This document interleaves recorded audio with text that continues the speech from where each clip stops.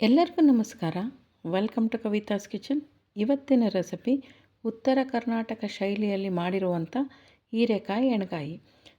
ತುಂಬಾ ರುಚಿಯಾಗಿರುವಂಥ recipe.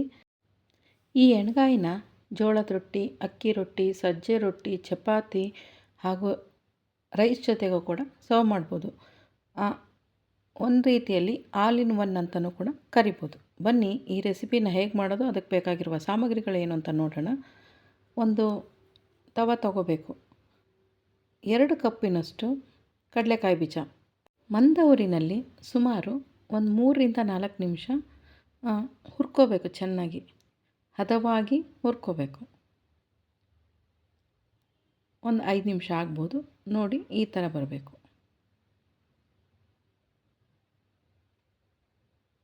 So ಆಯಿತು.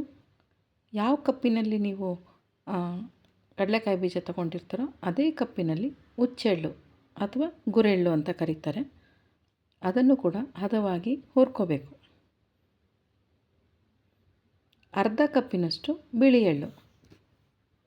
ಇದನ್ನು ಸ್ಕಿಪ್ ಕೂಡ ಮಾಡ್ಬೋದು, ಆಪ್ಷನಲ್ಲಿದು. ಹಾಕಿದರೆ ಚೆನ್ನಾಗಿರುತ್ತೆ.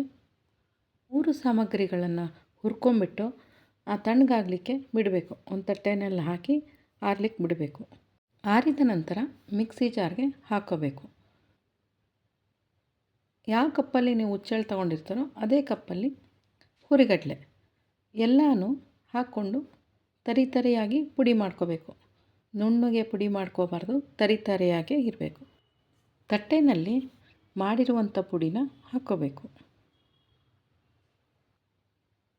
ಒಂದು ಈರುಳ್ಳಿ, ಒಂದು 3-4 ಚಮಚದಷ್ಟು ಕೊತ್ತಂಬರಿ ಸೊಪ್ಪು, ಎರಡನ್ನು ಚಿಕ್ಕ ಚಿಕ್ಕದಾಗಿ ಕಟ್ ಮಾಡಿ ಹಾಕ್ಕೋಬೇಕು. 4-5 ಹಸಿ ಕೊಬ್ಬರಿ,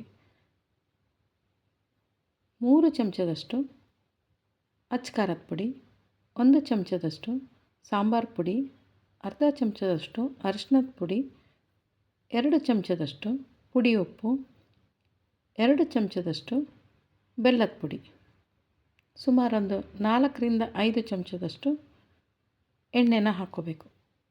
ಹಾಕ್ಕೊಂಡು ಚೆನ್ನಾಗಿ ಕಲಿಸ್ಕೋಬೇಕು. ಕಲಿಸ್ಬಿಟ್ಟು 5 ನಿಮಿಷ ಹಾಗೆ ಬಿಡಬೇಕು. ಸೊ ನಾವು ಹಾಕಿರೋ ಮಸಾಲೆ ಎಲ್ಲ ಚೆನ್ನಾಗಿ ಹೀರ್ಕೋಬೇಕು. 3 ಚಮಚದಷ್ಟು ಹುಣಸೆ ರಸ. ಇದನ್ನು ನೀರಾಗಿ ಮಾಡ್ಕೋಬಾರ್ದು, ಗಟ್ಟಿಯಾಗೇ ಇರಬೇಕು. ಕಲಿಸ್ಬಿಟ್ಟು ಎತ್ತಿಟ್ಕೋಬೇಕು. ನೋಡಿ, ಇಲ್ಲಿ ಸುಮಾರು ಒಂದು ಅರ್ಧ ಕೆಜಿಯಷ್ಟು ಹೀರೆಕಾಯಿನ ಮೇಲಿನ ಸಿಪ್ಪೆನ ಈ ಥರ ತೆಗೆದು ಪ್ಲಸ್ ಆಕಾರದಲ್ಲಿ ಕಟ್ ಮಾಡ್ಕೋಬೇಕು. ಒಂದು ನೆನಪಿರಲಿ, ಹೀರೆಕಾಯಿ ಎಳೆದಾಗಿರಬೇಕು. ಒಂದೊಂದು ಸರಿ ಕಹಿ ಬರುತ್ತೆ, ಸೊ ನೋಡ್ಕೊಂಡ್ಬಿಟ್ಟು ಮಾಡ್ಕೋಬೇಕು.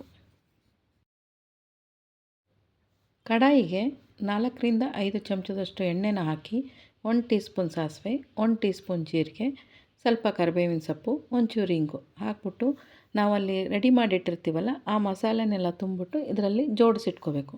ಇಂದ ಸುಮಾರು 2 ಸ್ಪೂನಷ್ಟು ಎಣ್ಣೆ ಹಾಕಿ ಮುಚ್ಚಿಟ್ಬಿಡ್ಬೇಕು. ಸುಮಾರು ಒಂದು 5 ನಿಮಿಷ ಹಾಗೆ ಮುಚ್ಚಿಡಬೇಕು.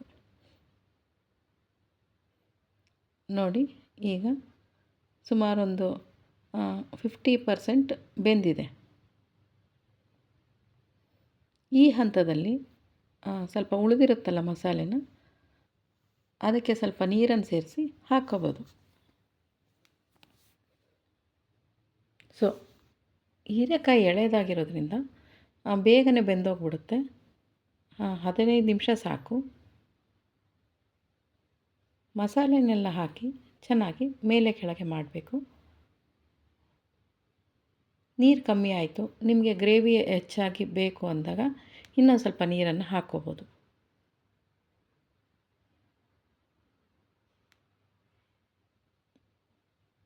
ಮತ್ತು ಮುಚ್ಚಳನ ಮುಚ್ಚಿ ಸುಮಾರೊಂದು 10 ನಿಮಿಷ ಕಾಯಬೇಕು. ಆಲ್ಮೋಸ್ಟ್ ಸುಮಾರೊಂದು 90% ಬೆಂದಿದೆ. ಈ ಹಂತದಲ್ಲಿ ಸ್ವಲ್ಪ ಮಸಾಲೆ ಉಳಿದಿತ್ತು. ಈರುಳ್ಳಿನ ಸೇಮ್ ಪ್ಲಸ್ ಆಕಾರದಲ್ಲಿ ಕಟ್ ಮಾಡಿ ಅದೇ ಮಸಾಲೆನೇ ತುಂಬಿಟ್ಟು ಈಗ ಇಡ್ತಾಯಿದ್ದೀನಿ. ಸೊ ಈರುಳ್ಳಿ ಇಡೋದ್ರಿಂದ ತುಂಬಾ ರುಚಿಯಾಗಿರುತ್ತೆ. ರೊಟ್ಟಿ ಜೊತೆಗೆ ಒಳ್ಳೆ ಕಾಂಬಿನೇಷನು.